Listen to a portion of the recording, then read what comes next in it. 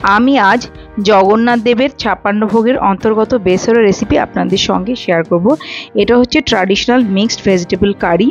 এটাতে বিশেষ করে সর্ষের পেস্ট একটা গুরুত্বপূর্ণ উপাদান। Hello friends, welcome to Sanchita's home Liam. তাহলে চলুন রেসিপিটা দেখে নিই। আমি কালো ছোলা সারা রাত ভিজিয়ে জল থেকে ছেঁকে নিয়েছি আর নিয়ে নিয়েছি সমপরিমাণে কিছু সবজি। মেটে আলু, মিষ্টি আলু, বরবটি, পটল, কুমড়ো, গাঁটি কচু বা গুঁড়ি কচু, কাঁচকলা, বিনস, শিম।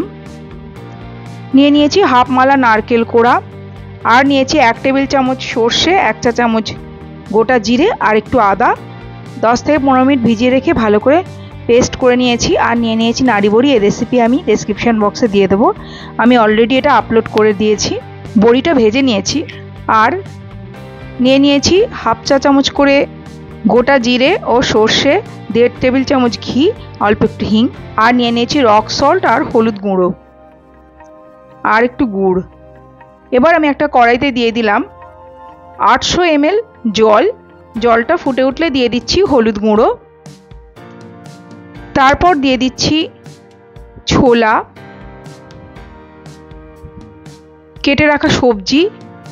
বলে রাখি, এখানে আলু, বেগুন, টমেটো এসব ইউজ হয় না এই বেসারা রেসিপিতে। 10 মিনিট আমি ফুটিয়ে নিয়েছি। তারপর আমি দিয়ে দিচ্ছি সর্ষে, জিরে, আদা বাটাটা। তারপর বাটিটা ধুয়ে আমি একটু জল দিয়ে দিলাম। দিয়ে আমি আরও 10 মিনিট রান্না করে নেব মিডিয়াম ফ্লেমে।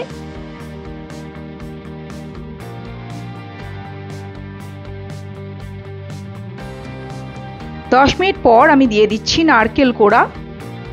অল্প একটু রেখে দিয়েছি গার্নিশিংয়ের জন্য। দিয়ে দিচ্ছি স্বাদ মতো নুন, রক সল্ট দিয়েছি আমি।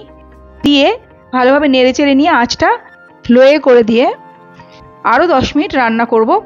সবজিটা সেদ্ধ হওয়াটা দরকার। ঢেকে আমি 10 মিনিটের জন্য রান্না করে নিলাম। তারপর দেখুন সবজি সেদ্ধ হয়ে গেছে।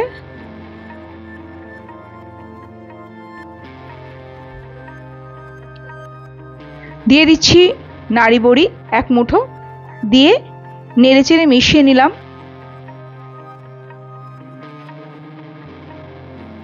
অপরদিকে আমি একটা ছোট প্যানে দিয়ে দিয়েছি ঘি 1.5 টেবিল চামচ। ঘিটা গরম হলে দিয়ে দিলাম একটু হিং, আর দিয়ে দিচ্ছি হাফ চা চামচ করে গোটা জিরে আর গোটা সর্ষে।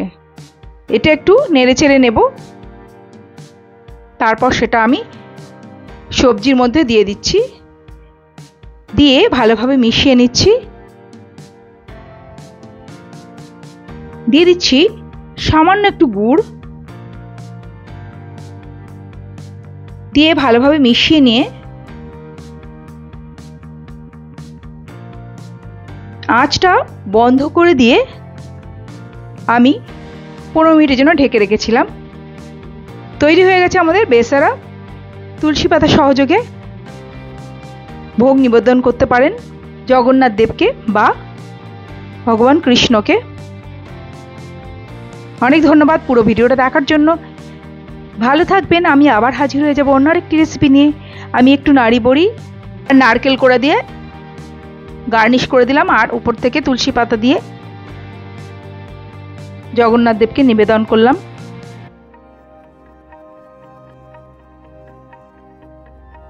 ভিডিওটি ভালো লাগলে প্লিজ লাইক, কমেন্ট আর শেয়ার করে দেবেন।